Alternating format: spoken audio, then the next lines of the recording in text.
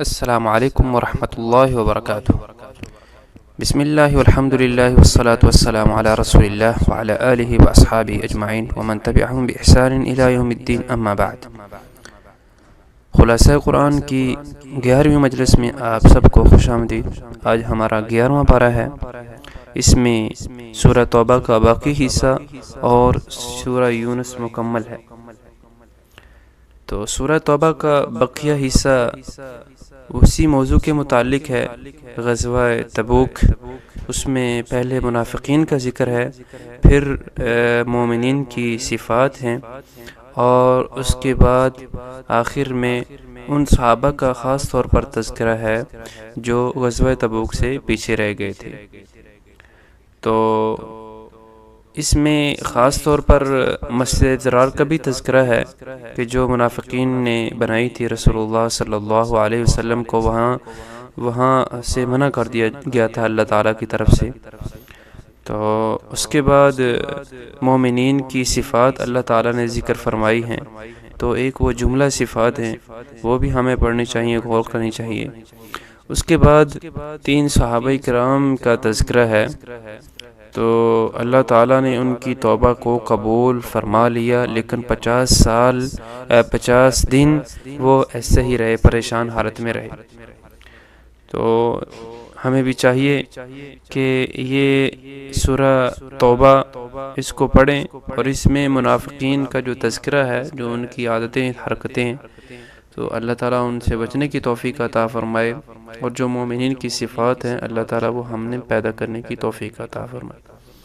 اس کے بعد سورہ یونس مکی صورت ہے، اور آپ کے علم میں ہے کہ مکی صورتیں جتنی بھی ہیں ان میں توحید کا بیان اور پچھلی قوموں کے قصے، اسی طرح پچھلے انبیاء کے قصے، یہ خاص طور پر ذکر ہوتے ہیں۔ تو اس صورت کے ساتھ بھی یہی ہے کہ توحید کا بیان ہے اور بعض قوموں کا قصہ ہے۔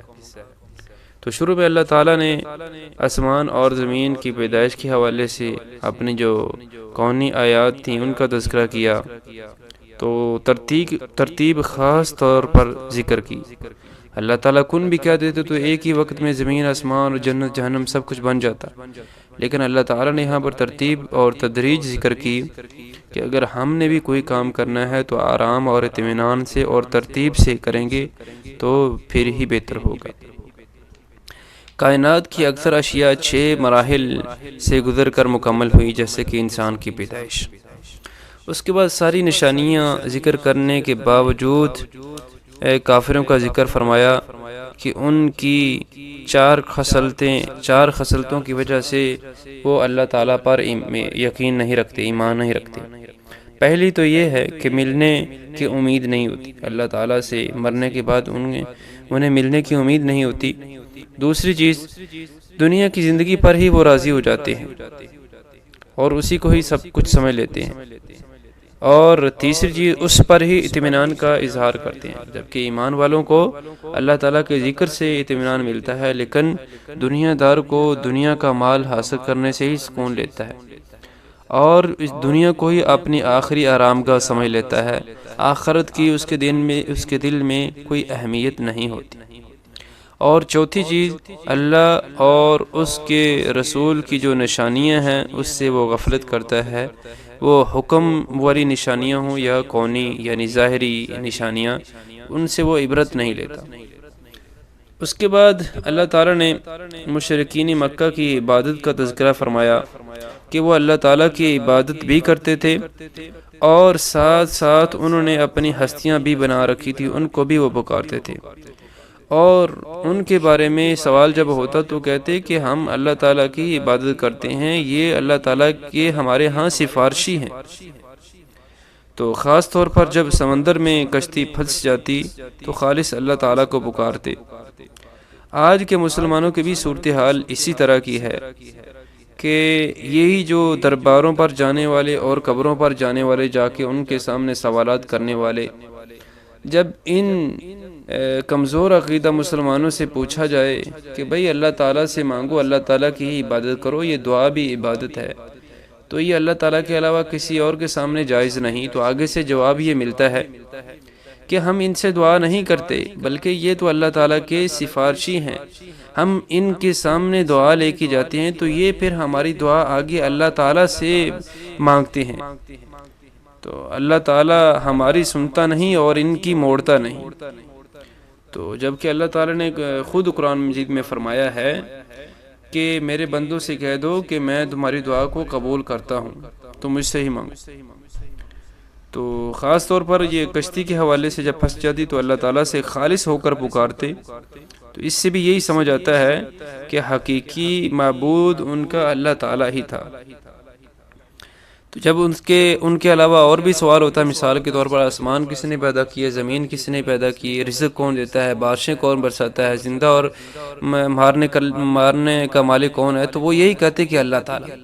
تو آج کے مسلمان افسوس کے ساتھ وہی عقیدہ سیم، لیکن وہی جو سفارشی والا معاملہ وہ ہم میں بہت زیادہ پایا جاتا ہے۔ اس کے بعد اللہ تعالیٰ نے اعجاز القرآن کا خاص طور پر تذکرہ فرمایا۔ اس صورت میں تو ایک آیت ہے، لیکن اس سے پہلے مکی صورتوں میں ہی ایک صورت میں اللہ تعالیٰ نے پوری قرآن مجید، یعنی کہ اگر تم یہی کہتے ہو کہ محمد الرسول اللہ صلی اللہ علیہ وسلم یہ کہ قرآن اپنے پاس سے بنا لیتا ہے، تو تم بھی ایک قرآن مجید اس طرح بنا لاؤ، یعنی ایک کتاب اس طرح لاؤ۔ اگر یہ بھی ممکن نہیں تو پھر اس طرح کرو 10 آیات ہی لے آؤ۔ تو جب یہ بھی نہ ہو سکا، یہ بھی ممکن نہیں، پھر اللہ تعالیٰ نے ایک سورت کا چیلنج کیا مکہ مکرمہ میں، اور یہ بھی نہ ہوا، جو کہ ہو ہی نہیں سکتا تھا۔ پھر اس کے بعد مدینہ منورہ میں دوبارہ، یعنی سورہ بقرہ میں اللہ تعالیٰ نے دوبارہ پھر چیلنج کیا۔ تو یہ ایسی عمدہ کتاب ہے جو سراپا ہدایت ہے، لیکن افسوس ہے کہ آج کے مسلمان اس سے غافل ہیں۔ اس کے بعد اللہ تعالیٰ نے رسول اللہ صلی اللہ علیہ وسلم کو خاص طور پر حکم دیا کہ اپنی امت کو بتا دیجئے کہ نفع اور نقصان کا مالک صرف اللہ تعالیٰ ہی ہے، میں بھی نفع اور نقصان کا مالک نہیں ہوں۔ تو موت بھی اسی کے اختیار میں ہے، اور باقی جتنے بھی معاملات ہیں وہ بھی اللہ تعالیٰ کے ہی اختیار میں ہے۔ اس کے بعد اللہ تعالیٰ نے قرآن مجید کے بارے میں خاص طور پر بتایا کہ یہ بہت بڑی نصیحت ہے اور دلوں کے لیے شفا ہے، تو روحانی طور پر بھی جسمانی طور پر بھی شفا ہے۔ قرآن مجید کی جو سورہ فاتحہ ہے، اس کو سورۃ الشفا بھی کہا جاتا ہے، اور صحابہ کرام کے بارے میں آتا ہے کہ انہوں نے پڑھی تو جو سانپ کا ڈسا ہوا تھا، بچھو ڈسا ہوا تھا، اس سے وہ شفا مل گئی۔ اس کے بعد اللہ تعالیٰ نے ولی کے بارے میں تذکرہ فرمایا ہے کہ ولی کے لیے کیا انعامات ہیں۔ تو ابن حزم رحمہ اللہ کی ایک کتاب ہے الاخلاق والسیر، اس کا ترجمہ ہوا ہے حاصل زندگی کے نام سے۔ آپ اگر گوگل پہ سرچ کریں گے، حاصل زندگی لکھیں گے تو یہ کتاب آ جائے گی۔ تو انہوں نے اس میں خاص طور پر ذکر کیا ہے کہ انسان جو زندگی میں محنت کرتا ہے تو عموماً 2 چیزوں کے لیے کرتا ہے، ایک تو خوشی کے حصول کے لیے، اور دوسرا غم اور خوف سے نجات کے لیے۔ تو اللہ تعالیٰ نے اپنے ولی جو لوگ ہیں، جن کو اللہ تعالیٰ کی ولایت ملتی ہے، ان کے لیے ان دونوں چیزوں کی، خوف کی بھی اور غم کی بھی نفی کر دی۔ تو خوف کسی آنے والی چیز کا ہوتا ہے، اور غم کسی چیز سے گزری ہوئی چیز کا ہوتا ہے۔ تو اللہ تعالیٰ نے ان دونوں کی نفی کر دی، فرمایا الا ان اولیاء اللہ لا خوف علیہم ولا هم یحزنون، کہ اللہ تعالیٰ کے ولی وہ لوگ ہوتے ہیں لا خوف علیہم ولا هم یحزنون، نہ تو ان کو کسی آنے والی چیز کا کوئی خوف ہوتا ہے، نہ ہی گزری والی چیز کا ان کو کوئی غم ہوتا ہے۔ اور آگے پھر ولی کی تعریف بھی بتا دی۔ ہم یہ سمجھتے ہیں مسلمان کے خاص یہ کوئی لبادہ ہوتا ہے ولی کا، وہ اوڑھتا ہے تو اس کے بعد وہ بنتا ہے، پہاڑوں جنگلوں میں گدلے کپڑے پہن کر یا اس طرح کر کے کوئی ولی بنتا ہے، تو یہ خاص کوئی نسب ہوتا ہے، ایسی کوئی بات نہیں۔ اللہ تعالیٰ نے تعریف بتا دی، الذین آمنوا وکانوا یتقون، کہ جو لوگ اللہ تعالیٰ پر ایمان لے کر آئے، کتاب و سنت کو ماننے والا ہو اور تقوی اختیار کرنے والا ہو، یعنی کہ ہر چھوٹی جو برائی ہے اس سے بھی وہ بچے، تو وہ اللہ تعالیٰ کا ولی ہے۔ وہ آپ بھی ہو سکتے ہیں، کوئی اور بھی ہو سکتا ہے، لیکن جو ولایت ہے اس کے درجے ہیں، جس طرح ابراہیم علیہ السلام اللہ تعالیٰ کے دوست تھے، اور اسی طرح محمد الرسول اللہ صلی اللہ علیہ وسلم تو انبیاء بھی اس مقام پر نہیں پہنچ سکے. تو یہ ظاہری بات ہے اس میں درجات ہیں، لیکن اللہ تعالیٰ کا ہر وہ ولی ہے جو اللہ تعالیٰ پر ایمان رکھتا ہے اور اس سے ڈرتا ہے. اس کے بعد واقعات ذکر کیے، نوح علیہ السلام کا واقعہ اور اس کے قوم کے ساتھ جو مناظرہ ہوا وہ، اس کے بعد موسیٰ علیہ السلام. تو اس سے سبق یہ ملا کہ اصلاح پرانی ہو یا نہیں، اعتراض سب پر یہی ہوتا ہے کہ ہماری بادشاہت ختم ہو جائے گی، جبکہ رسول اللہ صلی اللہ علیہ وسلم کی یہ تعلیم نہیں ہے، بلکہ داعی کا کام اصلاح کرنا ہے. حکمران کو بھی وہ دعوت دے، اس کو کرسی کی طلب نہیں رکھنی چاہیے، بلکہ حکمران کو دعوت دے اور حکمران کو یہ کہے کہ یہ ہماری حکومت باقی رہے گی. جس طرح ابن سعود کی، یہ سعودی عربیہ میں ابھی تک حکومت باقی ہے. تو محمد بن عبد الوہاب رحمہ اللہ نے یہ دعوت کا کام کیا تھا، جو الحمدللہ ابھی تک اس کے ثمرات باقی ہیں. اسی طرح ابن تیمیہ رحمہ اللہ نے بھی یہی کام کیا ہے. ثمامہ جب مسلمان ہوا تو اللہ کے رسول صلی اللہ علیہ وسلم نے اس سے سرداری اس کو ویسی ہی رہنے دی. اس کے بعد فرعون کا تذکرہ ہے کہ جب اس نے عذاب دیکھ لیا اور غرق ہونے لگا تو ایمان نے اس کو نفع نہ دیا، کیونکہ اس نے عذاب دیکھ لیا. تو ایمان جو ہے، توبہ جو ہے، وہ عذاب سے پہلے ہے، یا جب تک فرشتے نہ دیکھ رہے انسان تب تک وہ توبہ کر سکتا ہے. اور قیامت کے لیے نشان عبرت بھی اس کو بنا دیا فرعون کو.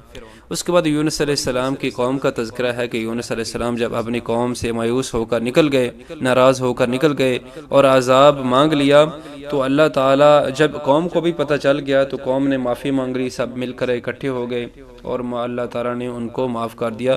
اور رسول اللہ صلی اللہ علیہ وسلم کو خاص طور پر ہدایت کی کہ میرے پیارے پیغمبر صبر کرنا، زیادہ تر صبر کرنا، اور جو یونس علیہ السلام جس طرح اپنی قوم سے خفا ہو گئے تھے اور چلے گئے تھے، مایوس ہو گئے، ویسے نہیں ہونا. تو ہمیں بھی چاہیے کہ اللہ تعالیٰ کے قرآن پر غور کریں اور ان کی آیات، قرآن مجید کی آیات کو سمجھیں، تاکہ اللہ تعالیٰ ہماری بھی زندگی بدلے. اور ایک جو داعی ہے اللہ تعالیٰ کی طرف بلانے والا، اس کو بھی چاہیے کہ وہ مایوسی نہ دل میں لے کر آئے، بلکہ اللہ تعالیٰ سے زیادہ دعا کرے اور اصلاح کا کام کرے. وما توفیقی الا باللہ وما علی الا البلاغ المبین. یہ چند گزارشات تھیں 11ویں پارے کے حوالے سے. واللہ اعلم بالصواب، وصلی اللہ تعالی علی خیر خلقہ محمد وعلی آلہ وصحبہ اجمعین. السلام علیکم ورحمۃ اللہ وبرکاتہ. بسم اللہ.